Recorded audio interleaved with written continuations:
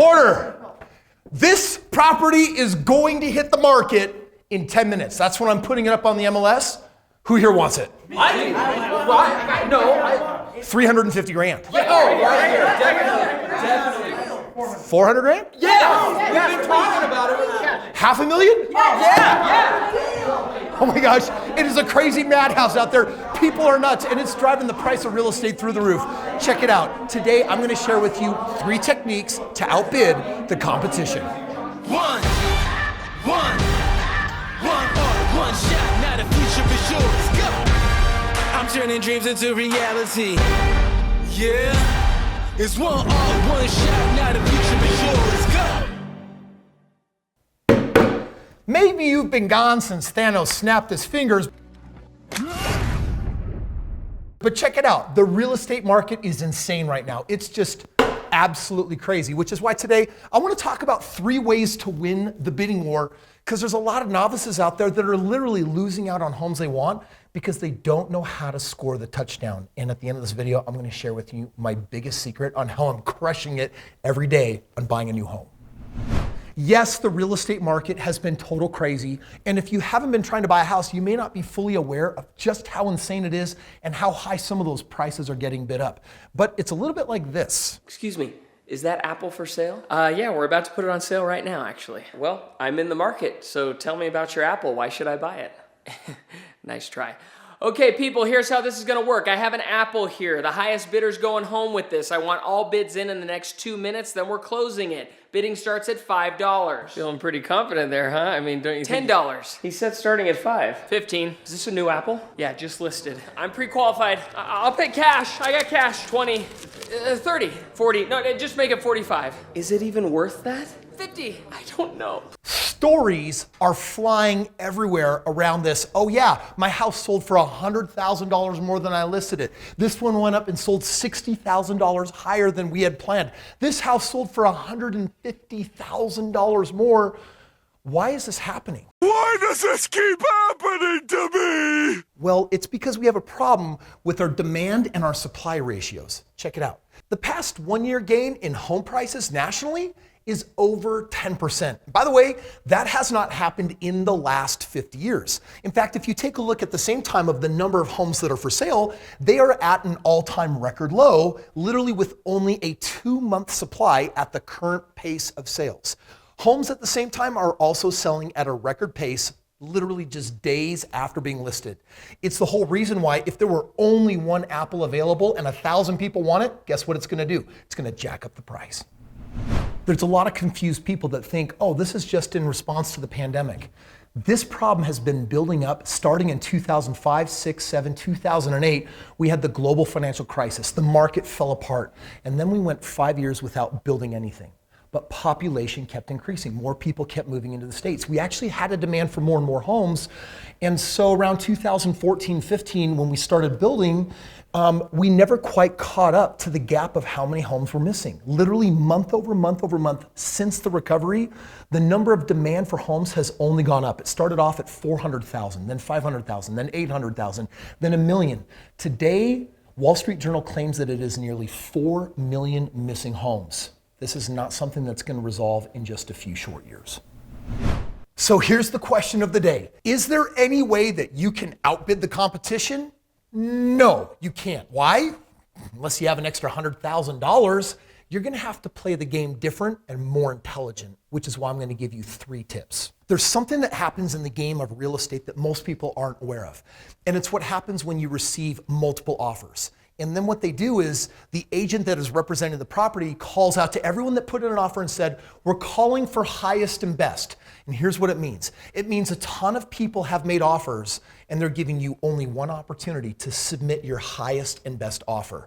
And in that scenario, guess what typically happens? The winning bid is typically 10 to 15% over the asking price. But not always. From a licensed real estate agent at the Metalius Group, quote, I've had winning bids and we weren't the highest offer. It's not just about your price, it's about your terms and conditions, or what they call T&Cs. And I'm gonna share with you right now how you can alter 3 of your terms and conditions that could make you maybe not the highest offer, but maybe the best. Number 1, let's talk about contingencies. Typically, when someone finds a house and they want to buy it, you submit an offer that says, but, ... Like, if I don't like the appraisal, ... I might come back and want to lower the price. If I don't like the inspection, I might come back and lower the price. And so contingencies is typically there as a way for the buyer to protect themselves. But in this market, those contingencies are causing some to get slaughtered, not even considered.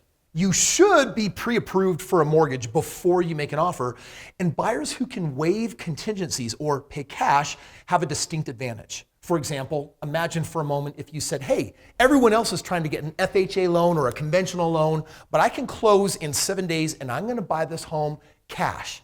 You actually look like the more attractive offer. However, not everyone has several $100,000 of money just sitting there in the bank account waiting to buy a home cash. Consider what contingencies you're comfortable foregoing. For example, the inspection or the appraisal. You might say, this is an as-is offer. No matter what the inspection says, no matter how low the appraisal comes back, I'll buy it anyway. That makes you a better offer than anyone else. In 2007, I achieved financial freedom because I had bought 25 properties. They were paying me a 6-figure residual income. And then I had a lot of people, strangers that would approach me and say, okay, Kris, like help me get in the real estate game like you. And they would start interviewing me. How did you do it? How do you win? How do you find these really good deals? And I taught them the first rule to being a very successful investor.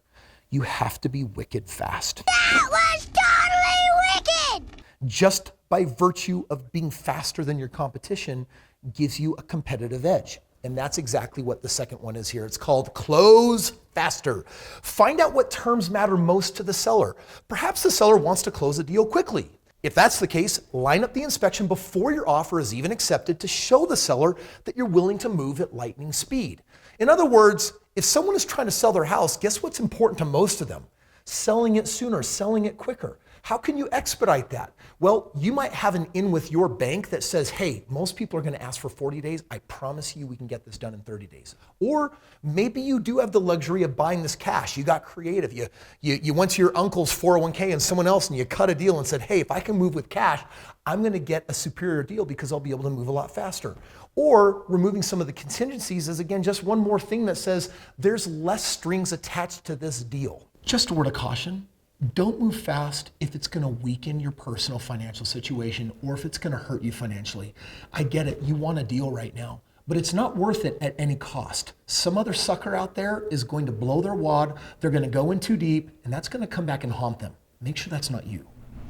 You know, the MLS is a place where people list homes. It's called the multiple listing service. Basically, every realtor knows that the first step of getting a house listed on the market is to tell the whole world through the MLS that it's available. But before every home ever is listed on the MLS, someone has decided that they want to sell it. And guess what? There is this thing out there called pre-market listings or pre-market deals. It's basically when an owner says, we want to sell this house, but we haven't listed it quite yet. Check this out. Try to find homes before they hit the market. Asking your broker, for example, to make inquiries on your behalf and putting out feelers wherever you can. Post your request to local neighborhood groups to see whether a seller will take you before the house is actually listed. It's an amazing thing, this word of mouth campaign. It's going out there and just putting the feelers. I'm trying to find a house in this neighborhood. I'm interested. There's people even literally knocking on doors or dropping flyers saying, if you're thinking of selling, I'm thinking of buying, call me first. What would the biggest motive be for someone to sell their house to you before it actually hits the market? We call it 6% in realtor fees. Think about that. When you buy a house, you don't have to pay your realtor squat. But when it's time to sell a home, it's just mutually accepted everywhere that your agent that's going to list the home and whichever agent brings a buyer for your home, you're going to have to pay those agent fees. Now, for just a moment, calculate 6% on a $400,000 home. Well, that's $16,000. And a lot of people are kind of scared to list their house because they're worried about that. If you went out there and spread the word, hey, I might be the guy that wants to buy your house and I don't have a realtor. Or maybe I have a realtor, but you don't have one yet. You know what they're going to be thinking? I could save thousands and thousands and thousands of dollars of entertaining this offer. I mean, at the end of the day, you just got to be thinking, should I just wait to buy? And I'm going to tell you right now, even if you listen to Dave Ramsey, he's going to say, you want to wait for a decade You want to lose all that appreciation? You want to miss out on all of that growth? Or if you're an investor, you want to lose out on all that cash flow or all those tax benefits? My brother-in-law last year had an opportunity to get a sweet deal on a house in a market he felt was a little overpriced. 1 year later, that house is selling for over $100,000 more. I'll make you a promise. If your strategy is to wait, it's going to cost you, but not a little money, a lot of time, and potentially 6 figures. And yet, I've got advice that is even more important than that. I'm going to share with you the 2 most important things I think you should be focusing on in this ultra bizarre real estate economy, because it's not going to die down in 3 or 4 months. This is going to last for years. Here it is. Prioritize investment over personal real estate. What do I mean by that? You know, the people who are jacking up all these prices, it's all these people that are looking for a home for them because we're such consumers. We're always thinking about us. But the investor, the person that makes the money that makes the world go round, they're not thinking about them and their own personal needs. They're thinking about their financial situation. You do know that 90% of all millionaires did it in the game of real estate, and that's certainly where rich people hold their money. Well, you should be thinking, wait a second. Could now be the right time to actually launch an investment portfolio knowing what's happening to these prices going up year over year over year? Yeah, this is literally the gap, the 5-year gap of the century to get your hands on some of the best real estate out there. So the second advice that goes along with that is invest in the best undiscovered markets. Stop and think about it. Are there markets out there where the home prices have not appreciated super crazy yet? Yes, they exist. In fact, I'm always investing in the top 3 markets that are out there. And you know what I'm doing right now? I'm scrambling with my team to get my hands not on houses, on markets that have not had that massive jump in valuation, but it's already gotten started. Because this is the time in real estate when you can actually buy real estate at the lowest price and in the shortest period of time, capture that appreciation, capture all that growth. And guess what? There's an opportunity for people to easily become multimillionaires in the market that we're in right now. And if you don't know how to do that, or you've heard about that game, or you're wondering, I wonder if I should play that someday. If you've ever thought that someday I want to become a multimillionaire in the game of real estate, then trust me, the time is now, or at least yesterday.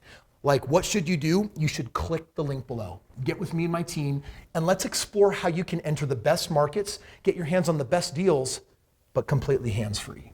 Like literally, how do you play the game passively? How do you access the best real estate without turning it into a part-time job? Because listen, you're busy with your career and your life, but that doesn't mean that you can't make fortunes in real estate. And right now, that link below very well might hold the secret to your fortune.